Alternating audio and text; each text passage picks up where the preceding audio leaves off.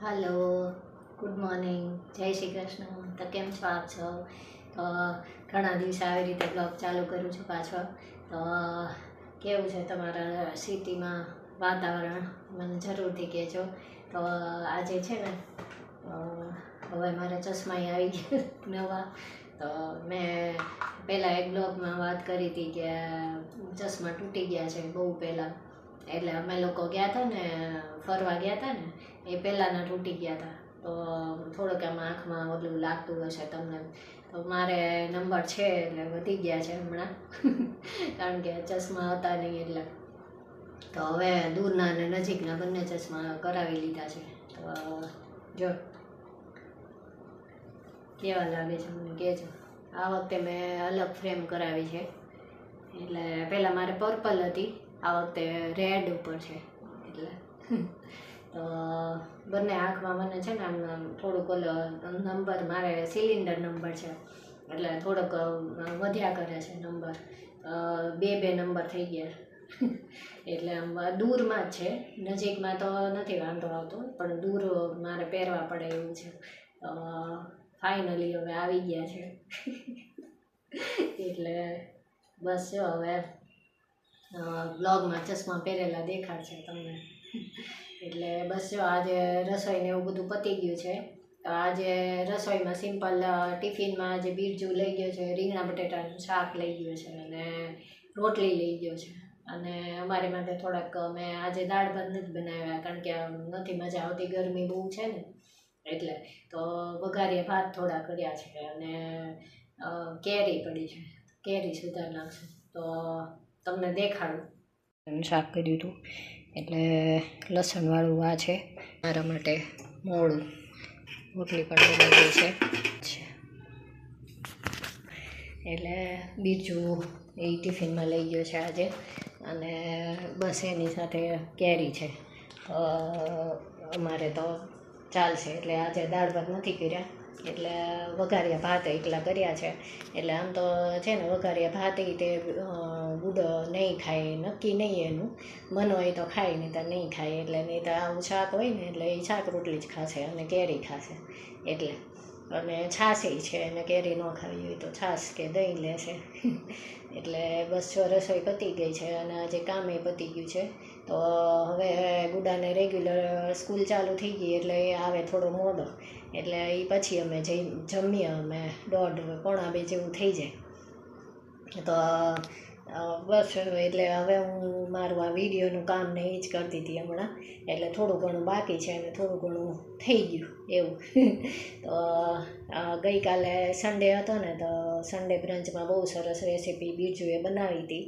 એટલે આગળ હું મૂકું છું એ, તો તમે જોવાનું ભૂલતા નહીં, બહુ જ સરસ છે. એટલે તમને બધાને બહુ ગમશે.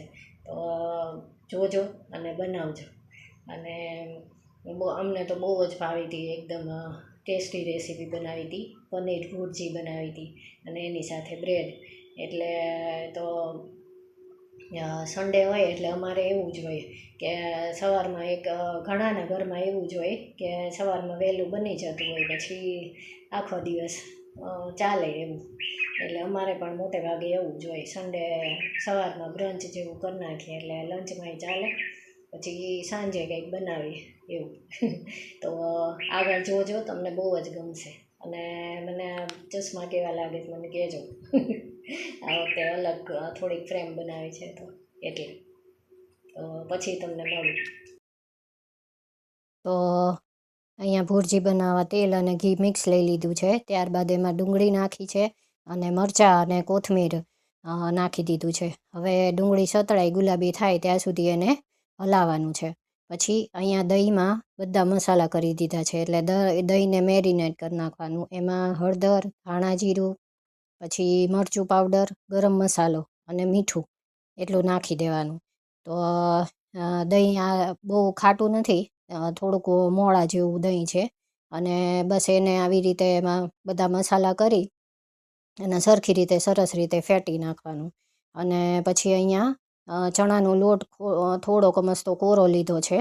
અને પછી એની સાથે આ સતળાઈ જાય ડુંગળી બરાબર એકદમ, પછી આપણે એમાં ચણાનો લોટ નાખી દેવાનો. તો ચણાના લોટને પણ થોડોક આવી રીતે તેલમાં શેકી લેવાનું, એટલે એનો કાચો ટેસ્ટ ન આવે એટલા માટે. તો હજી હમણાં પાણી નથી નાખ્યું, ખાલી એમને જ એને સાતળવાનું છે. ત્યારબાદ આપણે એક મોટું ટમેટું લીધું છે, એ મોટું ટમેટું એક નાખી દેવાનું, ઝીણું સમારેલું. તો ટમેટાને પણ બરાબર સરસ રીતે સાતળી લેવાનું, થોડુંક ચડી જાય ત્યાં સુધી. પછી બધું શેકાઈ જાય પછી આપણે એમાં આગળની પ્રોસેસ કરશું. તો હવે જો આવી રીતે ચણાનો લોટ એકદમ આમ લચકા જેવું થઈ ગયું છે, તો હવે એમાં હળદર પાવડર નાખવાનું, પછી મરચું પાવડર નાખવાનું અને ધાણા જીરું પાવડર નાખવાનું. તો આ લીલા મરચાં પણ નાખ્યા છે કોથમીરની સાથે, 3 થી 4 લીલા મરચાં પણ નાખ્યા હતા, અને આ ગરમ મસાલો નાખ્યો છે. તો એને બધા મસાલાને હવે મિક્સ કરી દેવાનું સરસ રીતે. એ બધું મિક્સ થઈ જાય એકદમ સરસ રીતે, પછી થોડુંક મસું પાણી નાખવાનું, એટલે મસાલો નીચે બેસે નહીં. ત્યારબાદ અહીંયા જે આપણે દહીંમાં મસાલા કરીને રાખ્યા હતા એ એમાં નાખી દેવાનું. તો આનીથી છે ને ભુરજી થોડીક આમ લિક્વિડી થાય, અને આપણે પંજાબી શાક ખાતા હોય ને એવું થઈ જાય. તો કોરી ભુરજી પણ અમે સૂકી પણ કરીએ છીએ. પછી આ પનીર છે, તો પનીરને આવી રીતે કરી અને પછી એમાં નાખી દેવાનું. તો એને મિક્સ થવા દેવાનું સરસ રીતે, ગ્રેવીમાં એકદમ મિક્સ થઈ જાય એવી રીતે થોડીક વાર ગરમ થવા દેવાનું.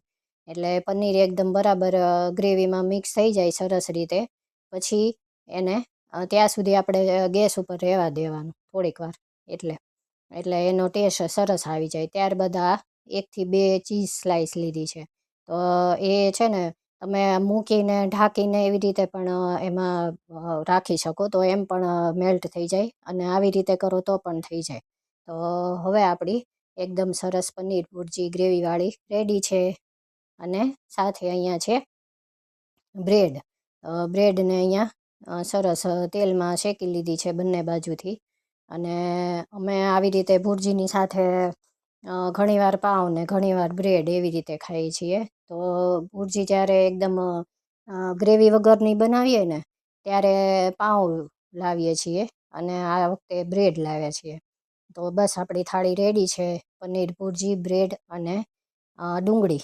તો ચાલો તમે પણ સન્ડે બ્રંચ ખાવા. તો સન્ડે પછી બિરજોને પછી ઓલું સ્કૂટર દેવાનું હતું સર્વિસમાં, એટલે સવારે સ્કૂટર દેવા ગયા હતા. અને એટલે પછી આવી રીતના રેસીપી હોય ને ઝટપટ થઈ જાય એવી, એટલે આને થતાં વાર ન લાગે જરાય. અને બેયને ગુડાને ને એને બેયને કેટલા દિવસથી ખાવાનું મન થયું હતું. તો આ વખતે આમ અમે કોરી ભુરજી પણ ઘણીવાર બનાવીએ છીએ, પણ આ વખતે થોડી ગ્રેવીવાળી કરી અને ચણાના લોટ નાખીને એવી રીતે કરી છે. તો ટેસ્ટમાં બહુ જ મસ્ત બની હતી. એટલે તમે લોકો ટ્રાય કરજો. થોડુંક આમાં આપણે એમ કહીએ ને કે ગુજરાતી ટ્વિસ્ટ નાખીને એવી રીતે બનાવી હતી. એટલે એને આ વખતે અમે છે ને ગ્રેવી થોડીક વધારે રાખી, નહીંતર તો એકદમ કોરી જેવી કરીએ. એટલે એને છે ને મને એમ થોડુંક તીખું લાગે ને, એટલે એને એમ થયું કે આ થોડુંક મોળો પડી જાય ને એવું ચણાનો લોટ ને એવું નાખીને કરીએ તો એટલા માટે. એટલે આવી બનાવી હતી. તો આમ એમ લાગે આપણને કે મરચું ને એવું બધું આટલું, પણ ચીઝ હોય એમાં, પનીર હોય એમાં, અને ચણાનો લોટ હોય, એટલે તીખું જરાય નથી લાગતું. તો તમારે નાના બાળકો હોય તો એને પણ બહુ ટેસ્ટમાં ભાવે એવી મસ્ત બની હતી. એટલે ટ્રાય કરજો અને મને કહેજો કેવી બની હતી એમ. Okay, bye bye. આજનો બ્લોગ જો પસંદ આવે તો એક લાઈક આપી દેજો, અને મારી ચેનલને સબસ્ક્રાઈબ કરજો. Thank you. જય શ્રી કૃષ્ણ.